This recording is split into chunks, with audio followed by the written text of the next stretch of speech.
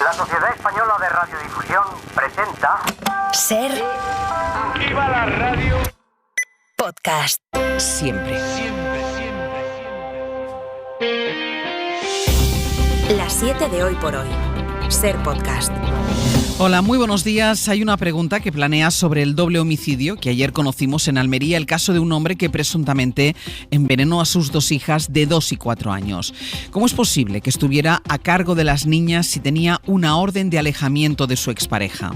Había un acuerdo con la madre y con la fiscalía, aunque advierte la fiscal de sala, delegada de violencia de género, que habría que plantearse si este tipo de pactos, si este tipo de acuerdos protegen a la víctima. En este caso, el agresor no solo tenía esa orden de alejamiento, sino que llevaba pulsera telemática y la mujer se había cambiado del pueblo para alejarse de él. Y a pesar de todas las medidas que se habían tomado para protegerla a ella y a sus hijas, estas niñas de 2 y de 4 años, el juzgado aprobó un régimen de visitas para el que el padre, el agresor, pudiese ver a las niñas. Y lo hizo porque tanto la fiscalía como la propia madre estaban en principio de acuerdo. José Luis Astre, hola. Hola, buenos días. Y dijo la fiscal Teresa Peramato, estuvo anoche en Hora 25, que pese a que haya conformidad de las partes, es evidente que las víctimas pueden quedar desamparadas. Tenemos que reflexionar si el acuerdo entre las partes en un procedimiento civil de violencia de género es un recurso procesal adecuado para garantizar la protección de la madre, de la mujer víctima de violencia y de sus hijas e hijas o no. Sabemos que la mediación no está admitida en violencia de género porque no existe un equilibrio entre las partes. El mutuo acuerdo nos deberíamos plantear si la mujer está en condiciones también de negociar en situación de igualdad o no. La investigación judicial sigue abierta. Fue la madre de las niñas la que encontró los cadáveres de sus hijas pequeñas cuando fue a buscarlas al cortijo en el que estaban. La Guardia Civil cree que el padre se suicidó después de matar a las niñas. Almería, Javier Romero, buenos días. Sí, ¿qué tal, Ángel? Buenos días. Sí, investigan este caso como posible violencia vicaria, el asesinato de estas dos niñas de 2 y 4 años en Alboludó, y de confirmarse que se trata de un crimen vicario serían 4 menores de edad asesinados por violencia de género en 2024 y 54 desde el año 2013 en nuestro país. Aquí los municipios de Abla, Alboludó y Gergal siguen consternados, han mostrado su repulsa por la muerte de las pequeñas a manos de su padre. Fue la propia madre, Alina, quien encontró, como decís, los cadáveres en un cortijo de Alboludó, y lo confirmaba en la antena de la SER la propia alcaldesa de este municipio. Que aparecieron envenenadas, que le dejó a los niños al padre y fue a recogerles, se lo encontró cuando fue a recoger a las niñas, se lo encontró envenenadas. Él todavía estaba inconsciente, no había muerto todavía, los servicios sanitarios acudieron pero no pudieron. Las declaraciones de Sonia Aguil, la alcaldesa de Alboludó, y las niñas envenenadas de 2 y 4 años estuvieron bajo acogida con su madre un año hasta que ella renunció para volver a Rumanía. En marzo de 2022 la mujer y sus 2 hijas ingresaron en el Centro de Emergencias para Víctimas en Almería y después, en junio, fueron trasladadas a la Casa de Acogida en Granada. En la crónica política, la palabra del día va a ser otra vez amnistía. Hoy la ley va a llegar al Senado para empezar allí su tramitación, aunque ya sabemos que va a ser más larga y más lenta de lo habitual porque el Partido Popular va a utilizar su mayoría absoluta en esta Cámara para retrasarla tanto como pueda. Precisamente anoche, en la víspera de esa decisión, se conoció el informe de los letrados del Senado, que creen que la amnistía es inconstitucional. Aseguran que es un fraude, una reforma encubierta de la Constitución y que la dinamita. Pero pese a todo, dicen que hay que tramitarla y que el PP no puede hacer lo que le exige Vox, que es suspender su tramitación. Feijóo acusaba a Sánchez de ser un servidor del independentismo. Esta otra amnistía escandaliza a las democracias vecinas y no es hija de la fortaleza, sino de la subordinación y la falta de dignidad de quien la promueve. Sus beneficiarios no se preocupan ni por disimular. No necesitan ningún disimulo, ya que saben que tienen en el presidente del gobierno un seguro servidor para lo que sea y por el tiempo que sea. Compareció ayer en Ferraz la portavoz del PSOE, Esther Peña, que no hizo referencia a esta tramitación de la amnistía, sin cambio a la polémica por las amenazas del jefe de gabinete de Isabel Díaz Ayuso a la periodista del diario.es, Esther Palomera. El PSOE pide a Miguel Ángel Rodríguez que dé explicaciones por los mensajes en los que decía: os vamos a triturar, vais a tener que cerrar, que os den idiotas. Nos gustaría saber si cuando amenazó con cerrar y triturar a este medio de comunicación actuaba de motu propio o seguía indicaciones de su jefa, de la señora Ayuso. Díaz Ayuso ha intentado minimizar estas palabras de su jefe de gabinete, las ve, dice ella, como un enfado normal entre personas que se conocen desde hace años. Con respecto a mi jefe de gabinete, hombre, lo que se ha visto es que 2 personas que tienen una relación de confianza de más de 30 años discuten por WhatsApp, es que tampoco entiendo qué hace esto dando vueltas por ningún sitio. A ver si ahora tampoco nos podemos enfadar con gente de confianza porque también se filtra. Y sobre el caso de fraude fiscal les hemos contado que el abogado de Alberto González, el novio de Ayuso, incluso llegó a proponer a la Fiscalía la cuantía de la multa que consideraban que debía afrontar para llegar a un acuerdo. La presidenta, en cualquier caso, no ha explicado por qué dijo hace una semana que su pareja no había cometido ningún fraude y que era Hacienda quien le debía dinero a él, a pesar de haber reconocido los delitos en el email que envió su abogado a la Fiscalía. Ayuso se limita a decir que esta es la estrategia de defensa de un particular y que como no afecta a la Comunidad de Madrid, ella no lo va a valorar. Es martes, es 19 de marzo. El Gobierno de Canarias ha renunciado a los 10 millones de euros del Fondo de Recuperación Europeo con los que se pagó a la trama Koldo. La Comisión Europea ya había pedido explicaciones por el uso de ese dinero. Gillian Ayala, buenos días. Hola, Ángels, muy buenos días. Con esos 10 millones se pagó la mayor parte del contrato que se firmó con la empresa vinculada a la trama Koldo para comprar mascarillas durante la pandemia. Ahora el Gobierno de Coalición Canaria y del Partido Popular tendrá que analizar cómo recuperar al menos una parte de ese dinero. Canarias, Andrea Expósito, buenos días. ¿Qué tal? Buenos días. Si el Gobierno de Canarias ha renunciado a esos 10 millones de euros de fondos europeos de las mascarillas adquiridas durante la pasada legislatura, la empresa relacionada con el caso Koldo. Así lo revelaba la consejera regional de Hacienda tras anunciar la decisión de desertificar esa partida que está bajo investigación judicial, evitando así, dice, complicaciones con las autoridades comunitarias. Según el Gobierno canario, ese material sanitario presenta irregularidades relacionadas con un coste superior al establecido en el mercado y también que su calidad es inferior a la contratada. Dice que posiblemente no tuvieran condiciones exigibles. Ahora se va a analizar qué medidas tomar para que ese dinero adelantado por la comunidad autónoma sea reintegrado al Gobierno de Canarias. Fuera de España hay varios puntos de actualidad a esta hora. Uno es Reino Unido, hasta donde iremos a las 7:30, porque ha salido a la luz un vídeo de Kate Middleton en medio de la ola de especulación que ha generado el secretismo de la Casa Real Británica con el estado de salud de la princesa de Gales. Otro es la Franja de Gaza, porque el alto representante de la diplomacia europea, Josep Borrell, ha endurecido sus críticas contra Israel. It is unacceptable. Starvation is used as a weapon of war. Yes. Borrell ha acusado a Benjamin Netanyahu de utilizar el hambre como arma de guerra y además...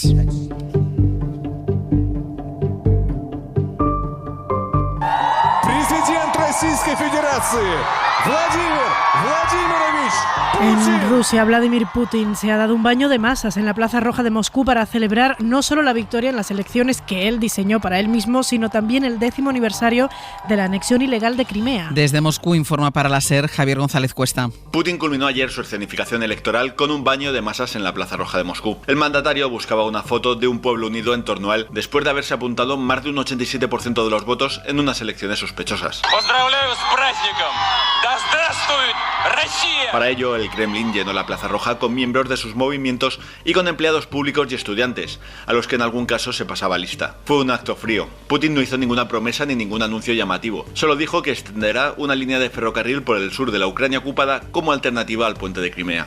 El mandatario subió al escenario junto con los 3 contendientes que tuvo en las elecciones presidenciales. Todos ellos sumisos al Kremlin e incapaces de lograr que el público corease alguna consigna. En Argentina se cumplen 100 días desde que Javier Milei llegó al poder y el país está sumido en una polarización política y social todavía más profunda. Milei no tiene los apoyos suficientes en el Parlamento y su plan de shock económico todavía no ha dado los frutos que él esperaba. Buenos Aires, Berta Raventós, buenos días. Buenos días. Los argentinos ubican los primeros 100 días de gestión de Javier Milei entre el rechazo y la fe. No hay punto medio. La liberación de los precios, una ola de recortes y despidos en el sector público o el desfinanciamiento de comedores que alimentan a millones de personas que viven bajo el umbral de la pobreza son solo algunos de los motivos por los que una parte de los argentinos se ha movilizado en varias jornadas de protesta en las calles. Imaginé que iba a tardar más en hacer todo lo que está haciendo y él vino con su metáfora de la motosierra. Tengo gente, amigos que tienen enfermedades, por ejemplo, que no le están brindando lo que es los medicamentos. No sé qué va a pasar, si me voy a poder jubilar o no. De querer pasar una vejez tranquila,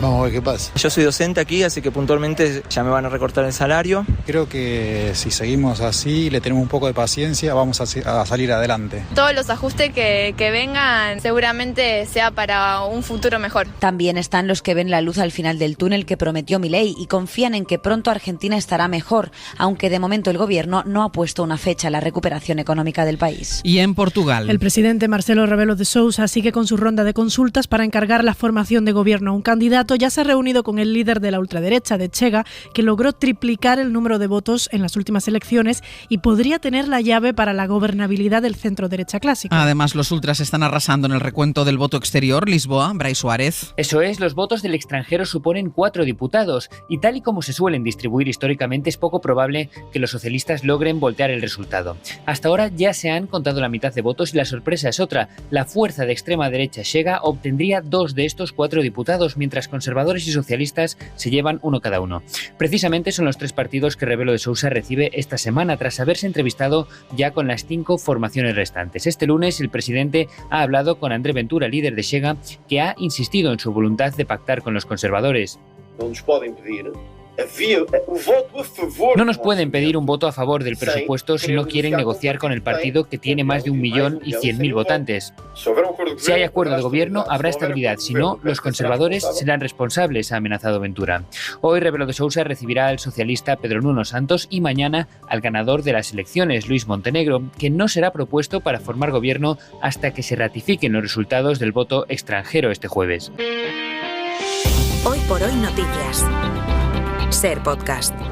Hoy les contamos en la SER que el Tribunal Supremo rechaza el decreto al olvido del secretario judicial que participó en el proceso franquista contra Miguel Hernández. El alto tribunal rechaza el recurso del hijo de Antonio Luis Baena Tocón porque considera que eliminar artículos sin ponderar otros derechos en juego dice que conduce al absurdo de que los fallecidos tengan una protección automática y genera, dice, una historia selectiva y sesgada. Pedro Jiménez. Dice el Supremo que los fallecidos tienen derecho al olvido, pero que ese derecho hay que ponderarlo con otros, como la libertad de expresión y de información, e incluso con intereses, como las investigaciones científicas e históricas. Por eso le dice al hijo del secretario judicial del proceso franquista contra Miguel Hernández que instar a que la protección de datos de una persona fallecida, cuando se demuestre que hay información inexacta, cualquiera que fuera al alcance de esa inexactitud, sin ponderarlos con esos otros derechos en juego, nos llevaría al absurdo, no solo de que las personas fallecidas tuvieran una mayor protección que las vivas, sino que sería automática y absoluta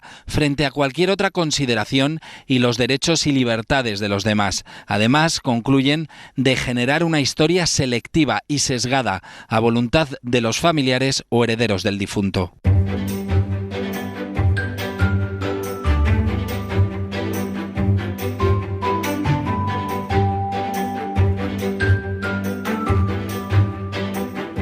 Nos vamos hasta Andalucía, en Radio Sevilla está Diego Suárez. Diego, buenos días. Hola, Ángeles. Y hasta Baleares, en Radio Mallorca, Juan Antonio Bauzá, buen día. ¿Qué tal? Buen día, Ángeles. Vamos con algunas noticias locales de estas dos comunidades, como unas imágenes que han dado la vuelta, si no al mundo, a toda España. Diego, esas imágenes de un grupo de vecinos de Sanlúcar de Barrameda deteniendo a 2 ladrones. Sí, en plena calle Barrameda, que es una de las más concurridas. El vídeo es tremendo, Ángeles, porque se ve como ante el robo, el ruido de la alarma, las llamadas de auxilio, pues personas normales, comerciantes, peatones que pasaban por allí, se transforman absolutamente y como si fuera una película de acción, se lanzan sin pensarlo a por los atracadores.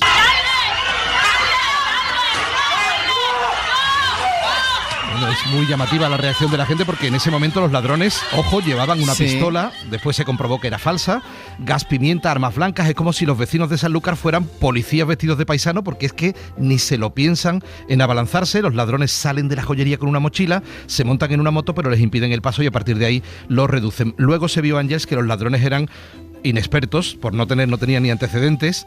2 chicos de 20 años que se habían desplazado en furgoneta desde Sevilla, llevaban unos monos azules muy llamativos a los que le faltaban las letras "Soy el ladrón", Soy ladrón, o "Detenerme, por favor". Directamente todos sabían que ellos eran los malos, así que todos se lanzaron a la una por ellos. Lo hemos visto en primera plana porque una persona, en vez de ayudar, se puso a grabarlo. Un testigo, por ejemplo, dice hoy en Diario de Cádiz que la culpa la tiene Netflix. Mira, yo iba a decir, mucho han visto La Casa de Papel estos chicos por cómo iban vestidos, daba esa sensación. En Mallorca, Bauzá, muchos seguidores del Athletic que están haciendo ofertas a socios del Mallorca que no vayan a ir a la final de la Copa para que les cedan su carnet y poder sacar una entrada, porque el tema de las entradas está fatal. Sí, esta mañana empieza la venta de entradas para ir a la final de la Copa del Rey en Sevilla, el 6 de abril. Y la última locura la leemos hoy en el diario Última Hora. Es verdad que el Mallorca tiene 20.700 entradas prácticamente a su disposición, prácticamente una para cada abonado. No ocurre lo mismo en el Athletic Club, donde se ha tenido que hacer un sorteo, lo que ha llevado a que más de la mitad de abonados pues se queden sin entrada. Y de ahí que hayan hecho muchísimas ofertas incluso a aficionados del Mallorca. En Mil Anuncios, la última locura, un aficionado rojiblanco cede una semana un chalet en Laredo a cambio de 2 asientos en la Cartuja. Hay muchísimos anuncios, peticiones, pero sin lugar a dudas, bueno, pues esta es la que más ha llamado la atención. No sé yo si habrá una respuesta bien en Bilbao o bien aquí. Lo cierto es que en Mallorca se da por hecho que van a ir 21.000 personas, pero va a estar complicado porque la insularidad pues juega un papel importante y sobre todo el precio de los billetes, que lo ponen muy difícil. Quedan 3 semanas prácticamente, 2 y media. Ya se ofrece un chalet. No quiero pensar yo horas antes lo que pueden llegar a ofrecer. Lo que se puede ofrecer. Los que quieren estar en la Cartuja. Y Diego, rápido, pero yo creo que hay que contarlo. Una comunidad de vecinos que sortea un jamón y 2 botellas de vino porque los vecinos no van a las juntas, ¿no? Sí, en la comunidad de vecinos Bellavista en Jaén, una comunidad de 80 vecinos. A la reunión van solo 8 o 10, así que han tenido que tirar de imaginación y han sorteado un jamón y 2 botellas de vino, uno blanco y uno tinto. Así que esta noche ha sido el sorteo. Ya veremos a ver qué es lo que ha pasado, pero bueno, pues... A ver si ha ido más gente. El sorteo ha sido al final para que todo el mundo se quedara. Exacto, a ver si ha ido más gente. Diego Bauzá, hasta luego. Hasta luego. Ángeles. Vamos ya con nuestra recomendación cultural para empezar el día. Hoy la propuesta es de Pepa Blanes. Ha costado en España que los creadores se quitaran los miedos y prejuicios y se convirtieran desde la ficción en cronistas de la historia reciente de nuestro país, como ocurre en otras ficciones. Si hay una pareja de creadores que ha apostado por esto con bastante éxito, son los hermanos Jorge y Alberto Sánchez Cabezudo. Suya es una de nuestras mejores series, Crematorio, y suya es también la primera ficción televisiva que se centra en los atentados del 11M y que recomendamos. Es usted Gabriel Montoya Vidal, ¿verdad? Sí. Pido respeto a las víctimas. Confío en la justicia, así que bueno, pues que se tomen las medidas para que estos hechos no se vuelvan a repetir. De ella nos gustan varias decisiones inteligentes, la de dejar fuera todo lo morboso que un caso así podría generar, la de dramatizar los hechos que todos conocemos y recordamos 20 años después, la masacre de Atocha, o la de centrarse en el antes y el después de los atentados, es decir, la trama asturiana y el juicio. Claro. Y contar algo tan grande desde algo tan pequeño, ¿no? Y tan desde el barrio, desde algo más cercano, nos parecía que era un contraste que merecía la pena abordar. Paul López es el actor que interpreta a Antonio Trasorras, con él el otro protagonista, Baby. Ellos fueron los que vendieron el explosivo a los terroristas. La serie nos adentra en su situación económica, en ese ambiente de extrarradio, tiene una idea que ha calado demasiado en la sociedad, la de no preguntar, no cuestionar o no mirar. Para no perderte ningún episodio, síguenos en la aplicación o la web de la SER, Podium Podcast o tu plataforma de audio favorita.